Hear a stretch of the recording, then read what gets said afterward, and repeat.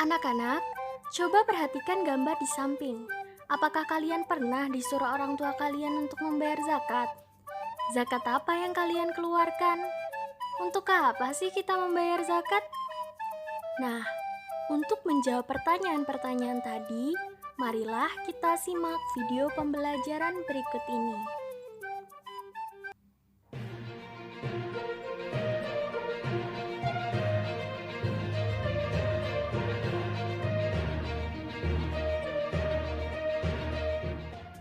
Assalamualaikum. Hai anak-anak semuanya, bagaimana kabarnya hari ini? Semoga kita semuanya masih dalam keadaan sehat walafiat ya. Sebelum memulai video pembelajarannya, marilah kita awali dengan bacaan basmalah bersama-sama.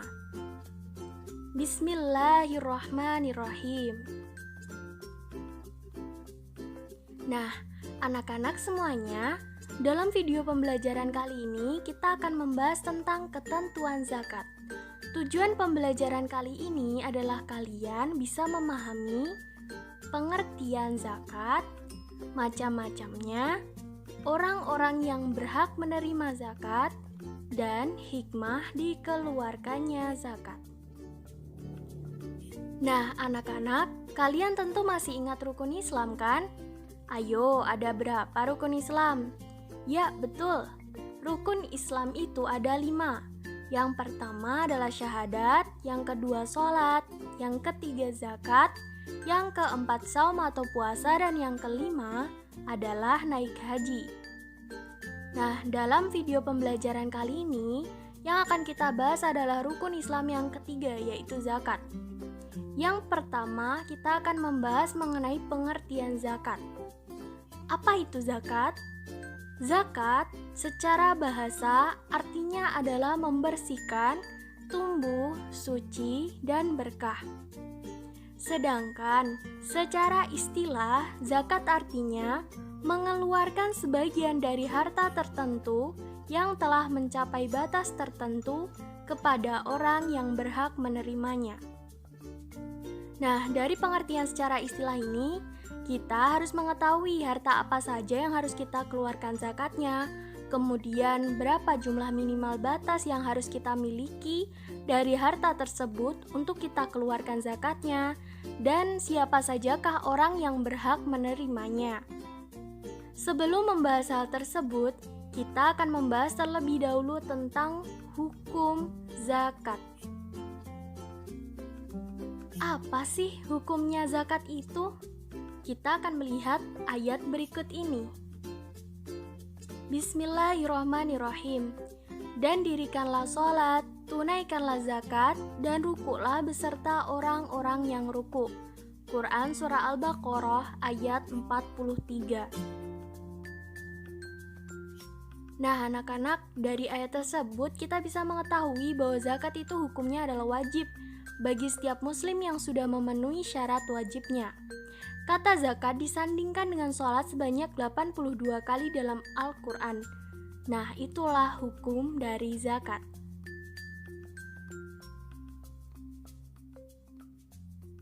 Penjelasan yang selanjutnya adalah tentang macam-macam zakat. Ada berapa sih macam-macam zakat? Zakat itu ada 2 macam. Yang pertama adalah zakat fitrah, dan yang kedua adalah zakat mal. Kita akan membahasnya satu persatu ya. Yang pertama kita akan bahas adalah tentang zakat fitrah. Apa itu zakat fitrah? Zakat fitrah adalah zakat yang wajib dikeluarkan oleh setiap muslim yang mampu. Artinya, orang tersebut memiliki makanan atau harta yang cukup untuk merayakan hari raya Idul Fitri. Kemudian, zakat fitrah juga diartikan mengeluarkan beras atau makanan pokok lainnya sebesar 2,5 kg atau setara 3,5 liter tiap orangnya. Nah, kemudian waktu mengeluarkan zakat fitrah bisa dilaksanakan mulai tanggal 1 Ramadan sampai menjelang hari raya Idul Fitri. Tapi waktunya lebih afdol menjelang hari raya Idul Fitri ya. Kemudian, Zakat fitrah dikeluarkan agar orang yang tidak mampu dapat bergembira pada hari raya. Jadi, ini adalah pengertian-pengertian dari zakat fitrah.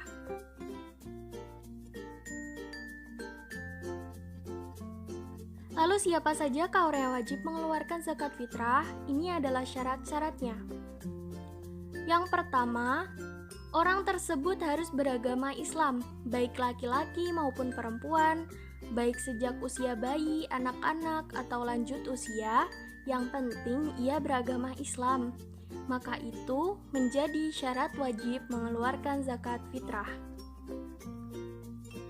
Yang kedua, dia memiliki penghasilan yang cukup untuk kehidupan sehari-hari. Nah, zakat fitrah untuk anak-anak menjadi tanggungan dari orang tua mereka ya. Kemudian yang ketiga, orang tersebut masih hidup sampai akhir Ramadan. Nah, jika kalian sudah memenuhi syarat-syarat ini, maka itu berarti kalian wajib untuk mengeluarkan zakat fitrah. Itu arti dari syarat wajib zakat fitrah.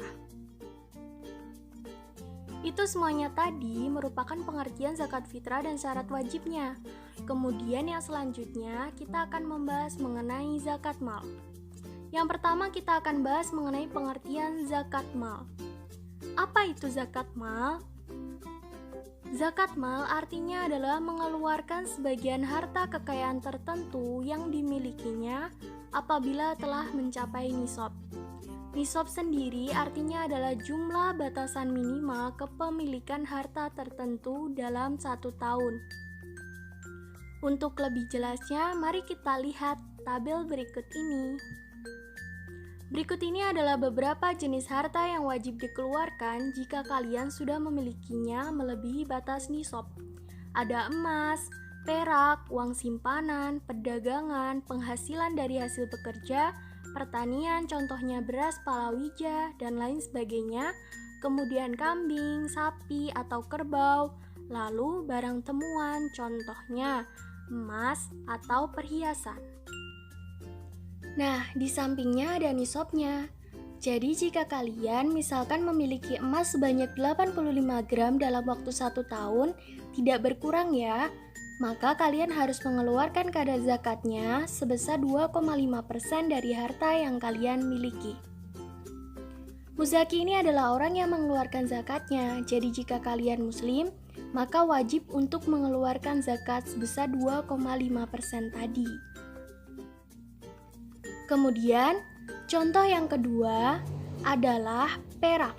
Misalkan kalian sudah memiliki sebanyak 595 gram perak dalam waktu 1 tahun, maka kalian harus mengeluarkan kadar zakatnya sebesar 2,5% dari harta yang kalian miliki.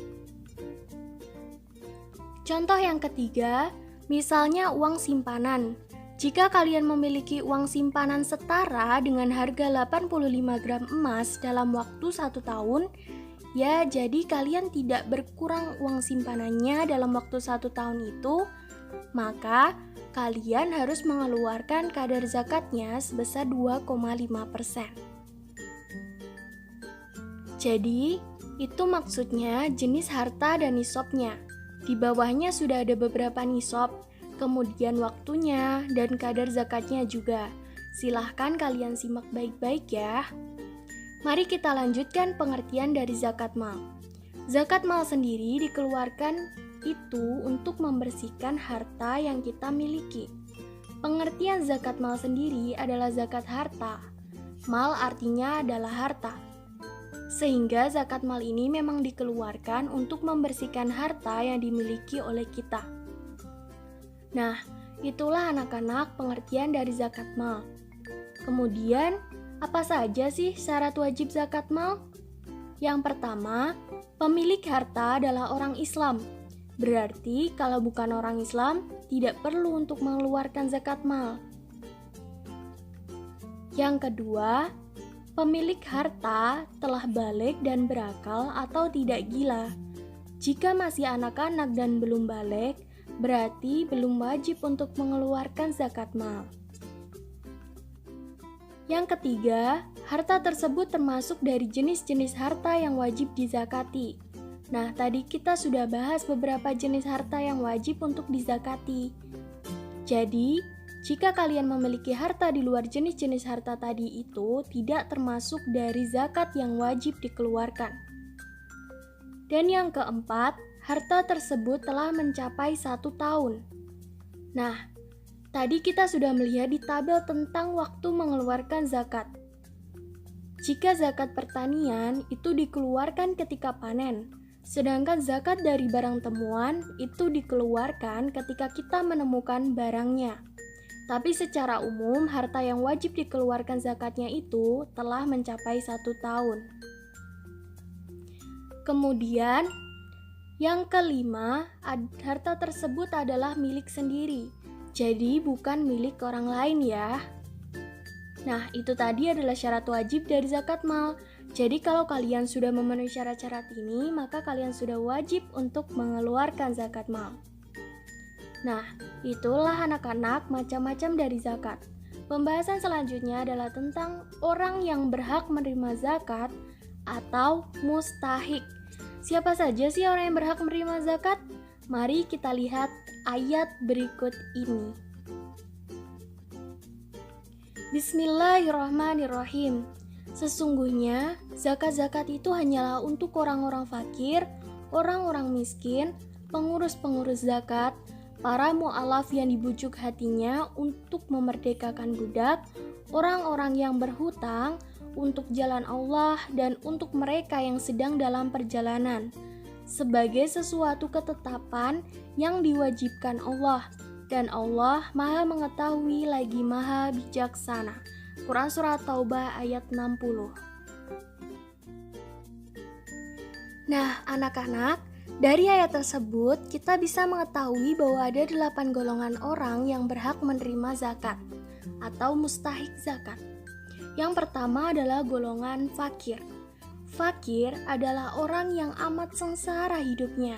Dia tidak mempunyai tenaga dan juga pekerjaan serta harta untuk memenuhi kebutuhan hidupnya. Nah, orang seperti ini berhak untuk menerima zakat. Kemudian yang kedua adalah golongan miskin, yaitu orang yang tidak bisa mencukupi kebutuhan sehari-harinya, meskipun dia memiliki penghasilan atau pekerjaan. Kemudian yang ketiga adalah golongan pengurus zakat atau amilin, yaitu orang-orang yang diberi tugas untuk mengumpulkan dan membagikan zakat.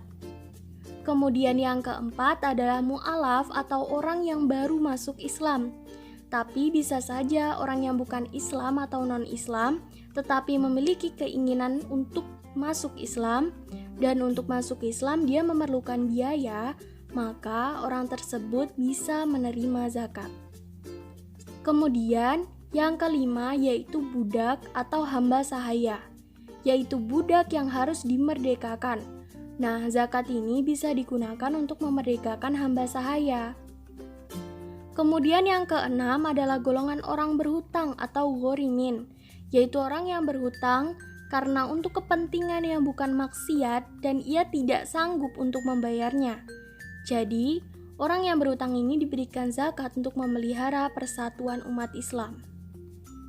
Golongan yang ketujuh adalah orang yang berjuang di jalan Allah atau disebut fi sabilillah, yaitu orang yang berjuang untuk keperluan pertahanan Islam di zaman Nabi Muhammad SAW.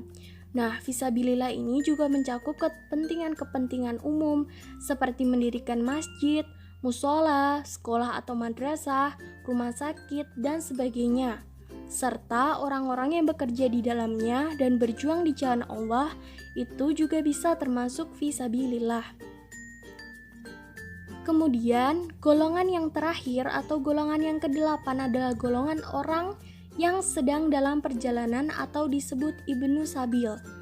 Ini juga termasuk anak yang sedang menuntut ilmu namun kesulitan dalam pembiayaan. Nah, itulah anak-anak, 8 golongan orang yang berhak menerima zakat atau mustahik.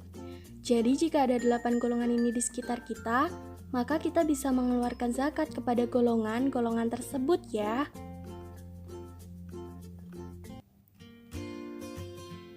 Di pembahasan kita yang terakhir, kita akan membahas tentang hikmah zakat. Apa sih hikmah atau manfaat atau keuntungan yang bisa kita dapatkan dari kita membayar zakat?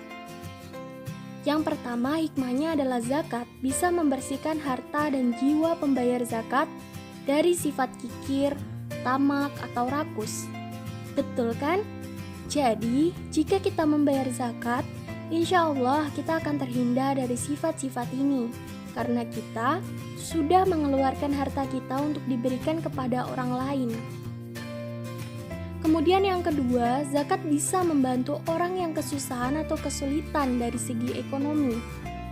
Tentu saja harta yang kita berikan kepada orang lain bisa membantu mereka jika mereka sedang kesusahan atau kesulitan. Apalagi jika terjadi pandemi yang sangat luar biasa, sehingga banyak orang yang kesusahan dan kesulitan dari segi ekonomi, zakat ini bisa membantu mereka terlepas dari kesusahannya. Kemudian yang ketiga, zakat bisa mendorong manusia untuk berjiwa sosial dan peduli kepada sesama. Nah, mungkin kita sehari-hari tidak peduli kepada orang lain, tapi dengan adanya zakat ini kita dimotivasi oleh Allah Subhanahu wa Ta'ala untuk berjiwa sosial dan peduli kepada mereka. Kemudian yang keempat, zakat bisa mendorong manusia untuk bersikap jujur dan bertanggung jawab atas harta yang dimilikinya. Harta yang kita miliki ini bukan sepenuhnya milik kita, tapi ada sedikit bagian adalah milik orang lain. Dan kita harus bersikap jujur apabila kita sudah mencapai nisabnya, maka kita harus mengeluarkan harta tersebut. Kemudian, yang kelima, zakat bisa mengingatkan manusia bahwa harta dan kekayaan itu hanyalah titipan dari Allah Subhanahu wa Ta'ala. Harta itu adalah amanah, sehingga kita harus bisa menggunakannya dengan baik. Dan ketika Allah memerintahkan kita untuk mengeluarkannya, maka kita juga harus mengeluarkannya. Karena harta itu adalah hakikatnya milik Allah Subhanahu wa Ta'ala. Nah, itulah anak-anak beberapa hikmah yang bisa kita ambil dari kita membayar zakat. Oke, itu saja video pembelajaran tentang zakat. Semoga kalian bisa memahami makna zakat, kemudian macam-macam zakat, serta mengetahui juga siapa saja orang-orang yang berhak menerima zakat dan hikmah dari mengeluarkan zakat. Terima kasih atas perhatiannya, dan Ibu mohon maaf apabila ada kesalahan. Billahi taufik wal hidayah. Wassalamualaikum warahmatullahi wabarakatuh.